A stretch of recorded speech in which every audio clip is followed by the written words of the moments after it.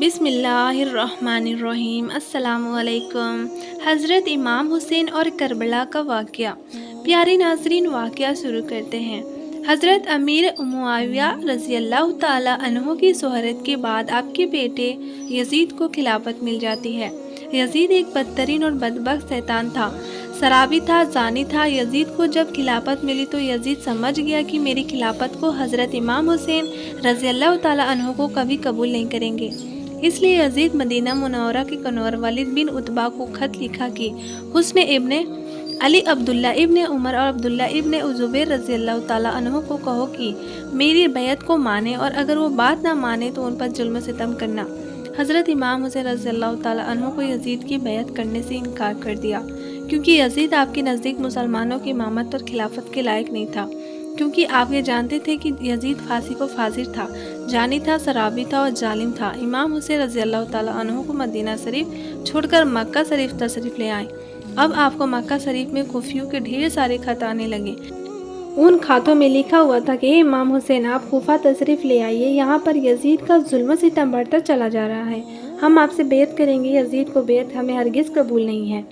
حضرت امام حسین رضی اللہ تعالیٰ عنہ نے حالت کو سمجھنے کے لیے اپنے بھائی مسلم بن عقیل رضی اللہ تعالیٰ عنہ کو یہ کہہ کر کوفہ بھیجا کہ جاؤ، جا کر وہاں کی حالت معلوم کرو، وہاں کی حالت کیسے ہیں۔ جب مسلم بن عقیل رضی اللہ تعالیٰ عنہ کوفہ پہنچے تو وہاں کے لوگوں نے بڑے ہی احترام کے ساتھ آپ کا استقبال کیا۔ حضرت مسلم بن عقیل رضی اللہ تعالیٰ عنہ کے ہاتھوں میں 18,000 لوگوں کے بیعت کر لی، اور حضرت مسلم بن عقیل رضی اللہ تعالیٰ عنہ نے اپنے بھائی حضرت امام حسین کے نام ایک خط روانہ کر دیا، جس میں آپ نے لکھا یہاں کی حالت بالکل صحیح ہے اور 18,000 لوگوں نے بیعت بھی کر لی ہے، لہٰذا آپ کوفہ جلد سے جلد تشریف لے آئیں۔ لیکن جب یزید نے ان لوگوں کو دھمکیاں اور لالچ دی تو وہ لوگ اپنی بات سے مکر گئے اور امام مسلم بن عقیل رضی اللہ تعالیٰ عنہ کو شہید کر دیا۔ کوفہ کی حالت میں اتنے بدل چکے تھے کہ وہ لوگ جو حضرت مسلم بن عقیل سے محبت کا دعویٰ کر رہے تھے، اب وہی لوگ آپ کی جان کے دشمن بن گئے۔ وہیں دوسری طرف مکہ میں مسلم بن عقیل کا بھیجا ہوا خط حضرت امام حسین تک پہنچ چکا تھا، جس خط میں لکھا ہوا تھا کہ کوفہ کی حالت میں بہت اچھے ہیں، آپ جلد سے جلد تشریف لے آئیں۔ لہٰذا حضرت امام حسین نے فوراً کوفہ جانے کی تیاری شروع کر دی۔ حضرت امام حسین اپنے تمام اہل خانہ کے ساتھ کوفہ کے لیے روانہ ہوئے۔ امام حسین ابن علی کو حضرت مسلم بن عقیل کو شہادت کوفہ کی بے وفائی کی خبر اس وقت ملی جب آپ مکہ شریف سے کوفہ کی طرف روانہ ہو چکے تھے۔ جب آپ کوفہ شہر کے بالکل قریب پہنچ گئے تو آپ کو یزیدی فوج نے روکنے کی کوشش کی۔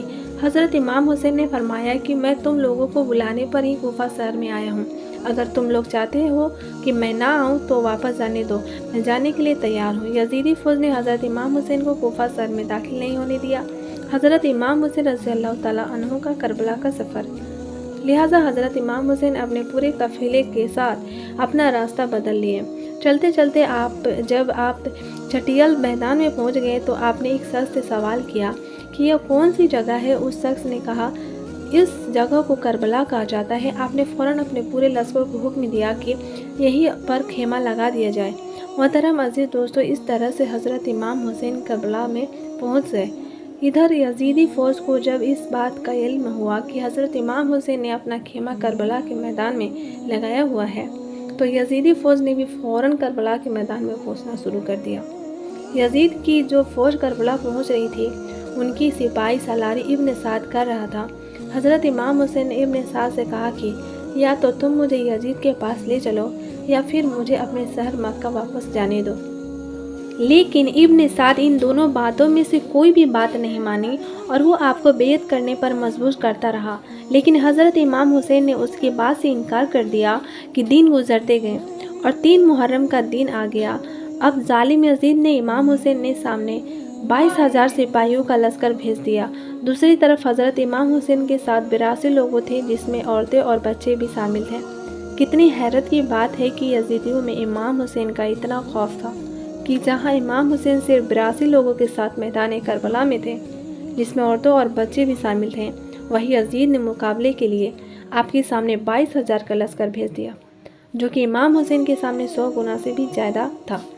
امام حسین کے سامنے یزیدی فوج کی حوصلے پست ہو گئے اور ان لوگوں میں سے کسی میں سے اتنی ہمت نہیں تھی کہ وہ حضرت امام حسین سے مقابلہ کر سکے۔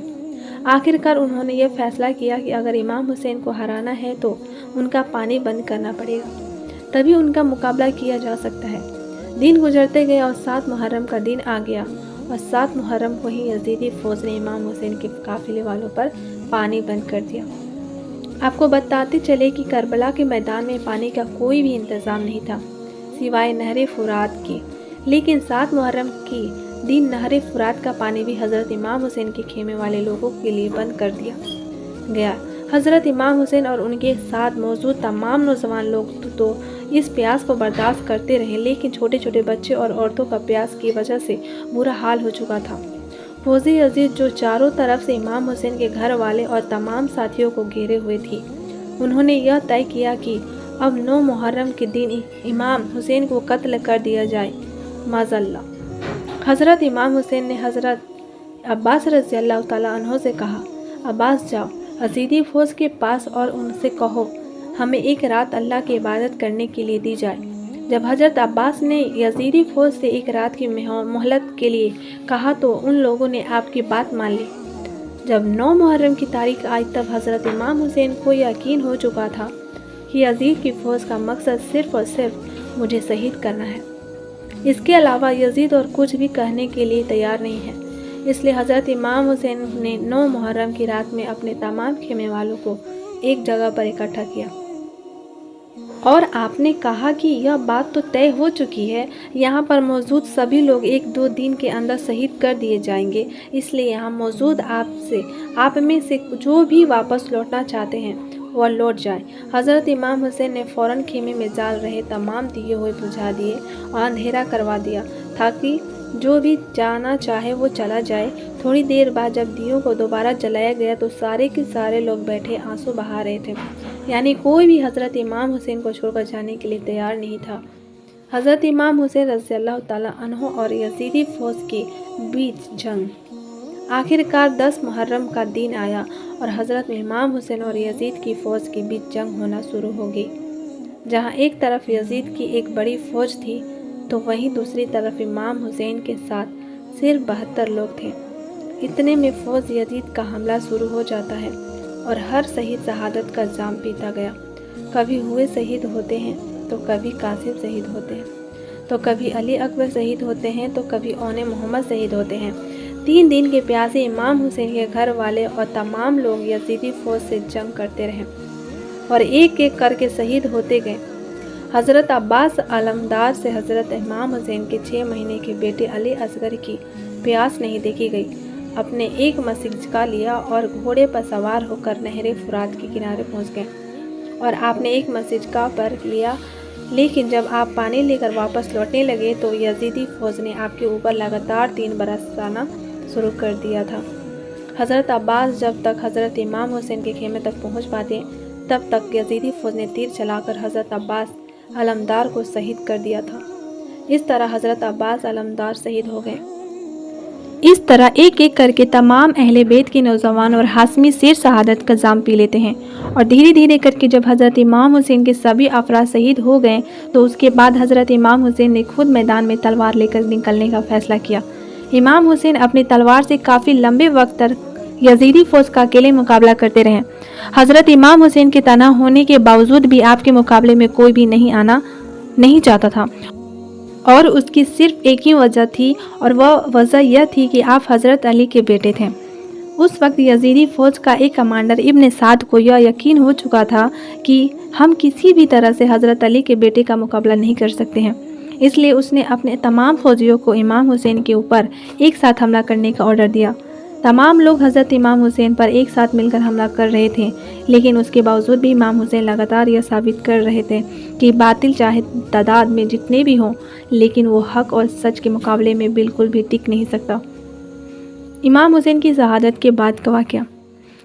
جب حسینیت اور یزیدیت کے بیچ بڑی ہی خطرناک جنگ چل رہی تھی کہ اسی بیچ میں نماز عصر کا وقت ہو گیا۔ حضرت امام حسین نے ایسے مشکل وقت اور ایسی زخمی حالت میں بھی عصر کی نماز پڑھنے کا ارادہ کیا۔ آپ نے جیسے ہی نماز پڑھنا شروع کیا، یزیدی فوج کو وہ موقع مل گیا جس کا وہ لوگ ایک لمبے وقت سے انتظار کر رہے تھے، یعنی جیسے ہی حضرت امام حسین سجدے میں گئے، सिमर जिल जोसन ने आपकी गर्दन पर तलवार चलाकर आपके सर मुबारक को जिस्म से जुदा कर दिया। हज़रत इमाम हुसैन की शहादत के बाद यजीदियों ने आपके सर मुबारक को नेज़े पर रखकर पूरे कोफा में घुमाया था। आपके सर मुबारक को गली गली में घुमाकर जुलूस निकाला गया था। करबला की इस जंग में हज़रत इमाम हुसैन के घर वालों में से सिर्फ आपकी एक औलाद ही बच सकी थी, जिनका नाम हज़रत जैनुल आबिदीन था। इसके अलावा हज़रत इमाम हुसैन के घर की तमाम औरतों को कैदी बनाकर कोफा लाया गया था। भले ही उस दिन इमाम हुसैन रज़ी अल्लाह ताला अन्हो की शहीद कर दिया गया था, लेकिन आज भी हज़रत इमाम इस तरह के एक एक करके तमाम अहले बैत के नौजवान और हाशमी शेर शहादत का जाम पी लेते हैं। धीरे धीरे करके जब हज़रत इमाम हुसैन के सभी अफराद शहीद हो गए तो उसके बाद हज़रत इमाम हुसैन ने खुद मैदान में तलवार लेकर निकलने का फैसला किया। इमाम हुसैन अपनी तलवार से काफ़ी लंबे वक्त हुसैन रज़ी अल्लाह ताला अन्हो पूरी दुनिया में क़यामत तक के लिए ज़िंदा है। यजीद डूब गया शाम के अंधेरे में, हुसैन जिंदा है और दिल में रोशनी की तरह। प्यारे नाजरीन, अल्लाह ताला की बरगाह में अल्लाह हम सैयदना इमाम हुसैन रज़ी अल्लाह ताला अन्हो से सच्ची मोहब्बत करने की तौफीक दे, और लिखने या हमारे पढ़ने में किसी किस्म की गलती हुई हो तो अल्लाह इमाम हुसैन रज़ी अल्लाह ताला अन्हो के सदक़े में माफ़ करें। अगर ये वीडियो आपको अच्छी लगे तो वीडियो को लाइक करें और कमेंट में फीडबैक ज़रूर दें। अगर आप मेरे चैनल पर पहली बार आए हैं तो चैनल को सब्सक्राइब करें और बेल आइकन को ज़रूर से प्रेस करें, ताकि आप तक हर न्यू आने वाली वीडियो का नोटिफिकेशन सबसे पहले पहुंच सके। तो अपना बहुत सारा ख्याल रखिए। अल्लाह हाफ़िज़। अस्सलाम वालेकुम।